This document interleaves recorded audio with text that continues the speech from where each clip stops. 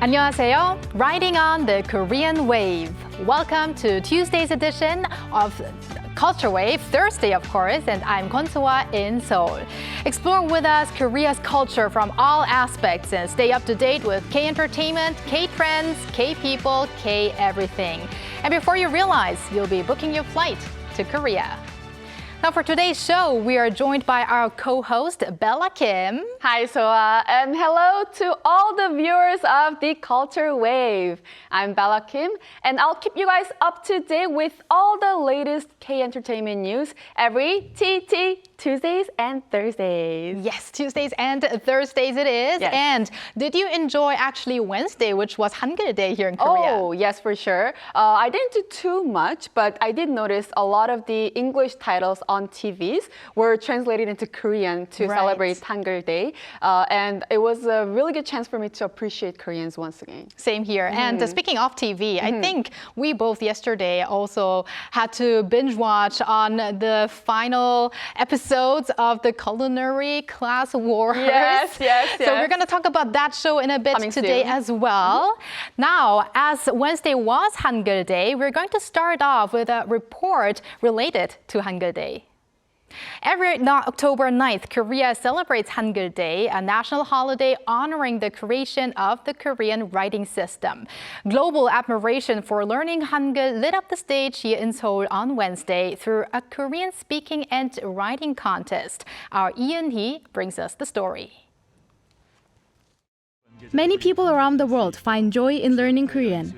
This passion is supported by the King Sejong Institute Foundation, a public organization under South Korea's Culture Ministry dedicated to managing overseas Korean language education and promoting Korean culture to foreigners. Due to the growing interest in learning Korean, the King Sejong Institute has grown from 13 institutes in 2007 to nearly 250 across 85 countries, with over 700,000 students. The Institute's annual Korean speaking and writing contest has invited over 200 outstanding learners to South Korea this year, and here are the 9 writing contest finalists. Dressed in traditional attire worn by scholars, the participants' commitment to mastering a foreign language shines through with every word they write. And here we are, the Korean speaking contest is about to begin. Let's see how these challengers impress us with their skills. During the 5-minute speeches, the participants shared their journey of studying the Korean language. 그런데 어느 날 한국어가 저를 찾아와 눈 깜빡할 사이에 제 인생을 뒤집어 놓았습니다. The speaking contest first place was awarded to a rising star from India with dreams of appearing on Korean television. 지난 6년 동안 너무 잘하고 통역사로 일을 하고 그다음에 한국어도 배우고 점점 그렇게 하기 때문에 저 이제 여기까지 왔으니까 기분이 너무 좋고 앞으로도 한국어 관련 좋은 일만 생기면 좋을 것 같습니다. Contest winners will receive an opportunity to study at a Korean university next year. 시기 대회에 나가서 1등을 했어요. 그래서 지금 너무 행복고 조금 아직도 믿을 수 없어요. 너무 행복해요. Their passion for learning Korean opens up new opportunities and serves as a stepping stone to discovering new dreams along the way. Ian Hee, Arirang News. It is amazing how well the contestants speak Korean. I think some of them even express themselves better than myself in Korean. Yes, for sure. They were amazing. For sure. For sure. They were amazing. It makes me feel very proud that the popularity of Korean and the Korean writing system, Hangul and Hangugo, it's continuously on the rise of this popularity. It is. And you know what makes me also very proud is all of the Korean movies now making it big on the international stage. Right. And with the Busan International Film Festival that's happening right now, it even helps making Korean movies more shine. Exactly. And that actually brings us to our next report. We're bringing you another inspiring story from the Busan International Film Festival, which is well underway in Korea's southeastern port city. While BIF serves as our bridge connecting films to a global audience, there is another event nurturing those works from the ground up. Our culture correspondent Song Yoo-jin has the story. Behind every great film is a great idea. But for that idea to come to fruition, it needs a stage. One of the biggest stages in Asia is the Asian Contents and Film Market, held as part of the Busan International Film Festival. So this year marks the 19th edition of the Asian Contents and Film Market.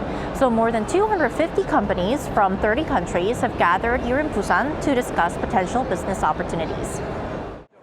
Over the years, the ACFM has established itself as Asia's premier business platform where creators and investors connect for film and video content planning, production, and licensing. This year, for the very first time, Italy set up its independent pavilion. They are here to explore opportunity of cooperations with the Korean producers. So this is the new frontier, because besides selling and buying, it's important, as I said, to develop new contents together. But ACFM is more than just a marketplace for completed works. It also hosts a project market and story market where creators pitch fresh ideas and content IPs to attract investment and co-production deals. This year, 8 films developed through the project market are being officially screened at BIF. I like to think of our market as an oasis. No matter what path creators are on, this is a place where they can find the information, partners, and direction they need to move forward. Another look into the future that ACFM offers is how content itself is created and developed. For the first time at an Asian film festival, Microsoft set up a booth demonstrating how its generative AI tool, Copilot, can assist in the production process. Instead of having to read through a 100-page script, you could quickly grasp the key messages, character details, and important moments in just a minute. You can then ask follow-up questions to get suggestions on the best filming locations or insights into character development. By providing a space where innovative ideas can meet potential partners, the Asian Contents and Film Market fosters creativity and collaboration in the global film and content industry. 송유진, 아리랑 뉴스, 부산. So the BIF really also serves as a platform for new movies to be born, and especially through lots of networking at the scene. Right. But unfortunately, already tomorrow, Friday here in Korea, the festival will come to an end, right? Yes, the 10-day event is coming to an end with the closing ceremony happening this Friday, tomorrow, Korean time, 6 p.m. at the Busan Cinema Center. I'll be taking note of that, and I'm really going to be amazed at all the shining superstars, the movie stars definitely. At the closing ceremony. And we're also going to talk about a number of stars in a bit, so stay tuned.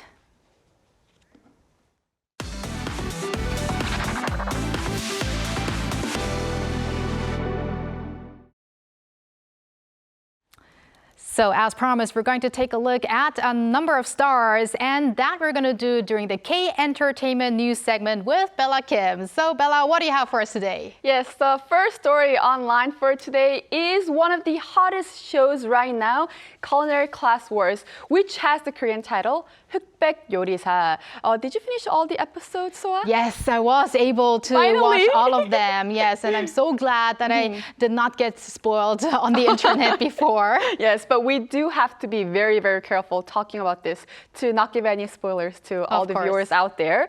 So when the first show came out, we went viral in Korea, but now it's loved worldwide as it hit #1 on Netflix Global Top 10 chart for non-English language shows for 3 consecutive weeks now. And this is not a surprise for me because I definitely enjoy the show. Same here, same here. But I think there's even more surprise because this series is not the only one that's on that top 10 list, right? That's correct. After the Culinary Class Wars is 경성 크리처 Season 2, starring Park Seo-joon and Han So-hee. It's a monster thriller that takes place in 1945 Gyeongsang and 2024 Seoul.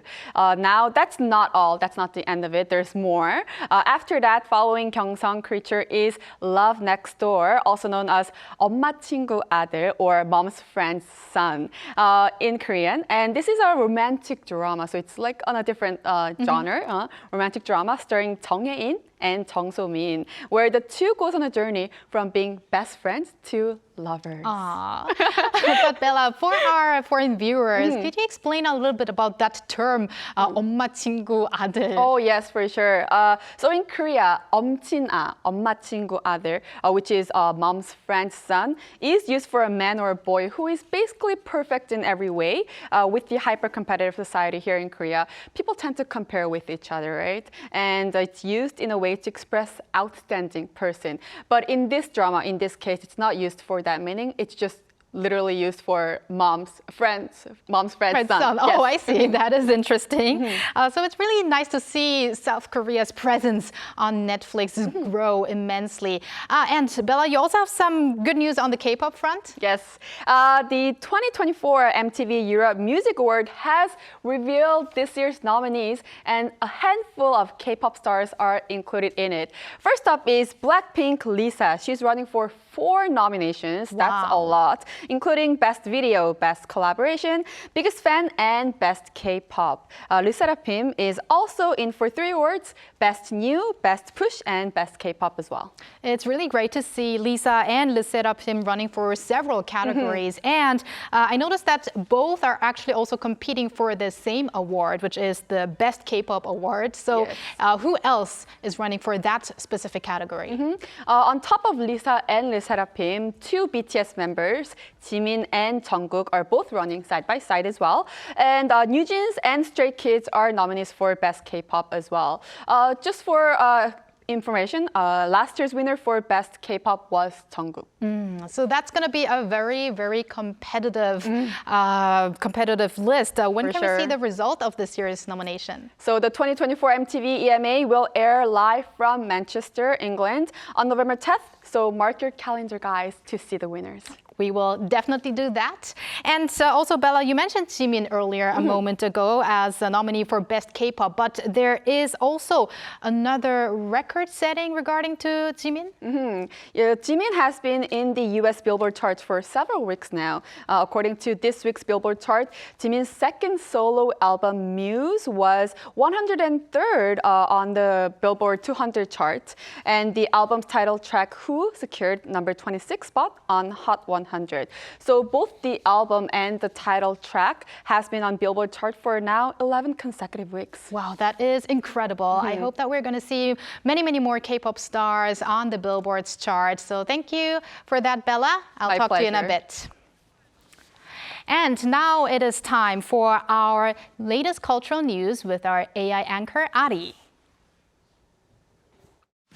Hello, I am Ari, your AI guide to the latest cultural news and information, with a particular focus on all things Korea.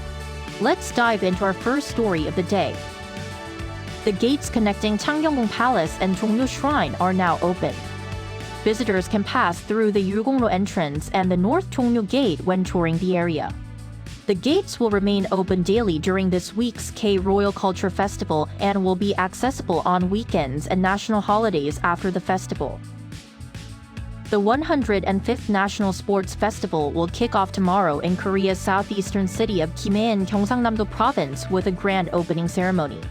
Some 20,000 athletes will compete in 47 official sports and 2 demonstration events in the 7-day spectacle.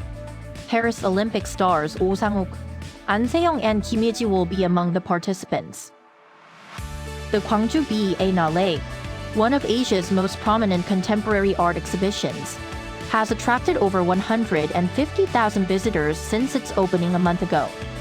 Under the theme Pansori, a soundscape of the 21st century, the Biennale features the works of 72 artists from 30 countries. Amid the unwavering global popularity of K-pop, streaming of K-pop music on Spotify has surged in recent years. According to Spotify, K-pop streams rose by over 360% in the global market and over 180% in the United States in 2023 compared to 2018. Spotify is considered the world's largest music streaming platform. That's all from me. I'll be back tomorrow with more interesting cultural news you won't want to miss.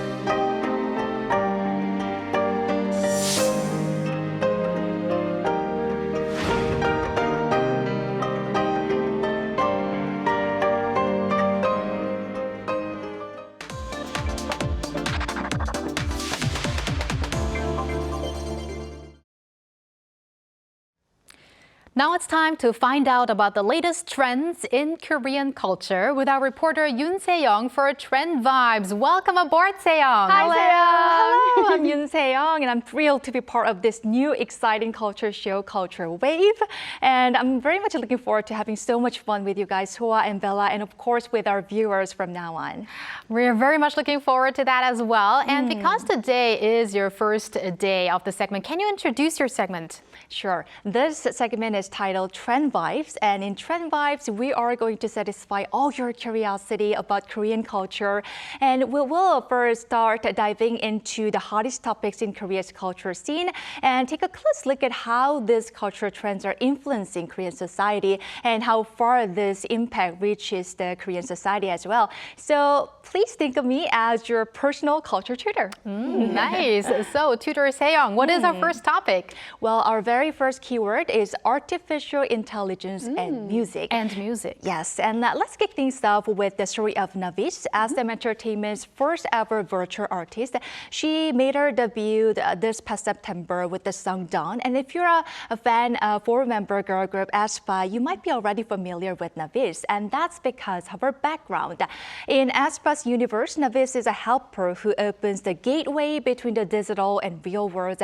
And she even featured one of the aespa's music, Welcome to My World. Oh, so is this similar to the virtual group Plave that's gaining a lot of popularity these days? Well, there's a clear difference between the two because Plave is not based on AI. There are real human members behind these digital characters, but Navis is entirely based on AI, and Hype Cindy 8 and Metaverse Entertainment's Maeve also fall in this category. And speaking of Plave, this five-member virtual boy group created by the start of Lost has been rewriting history ever since it made a debut early this year by claiming the top spot of music streaming platforms or even music shows as well.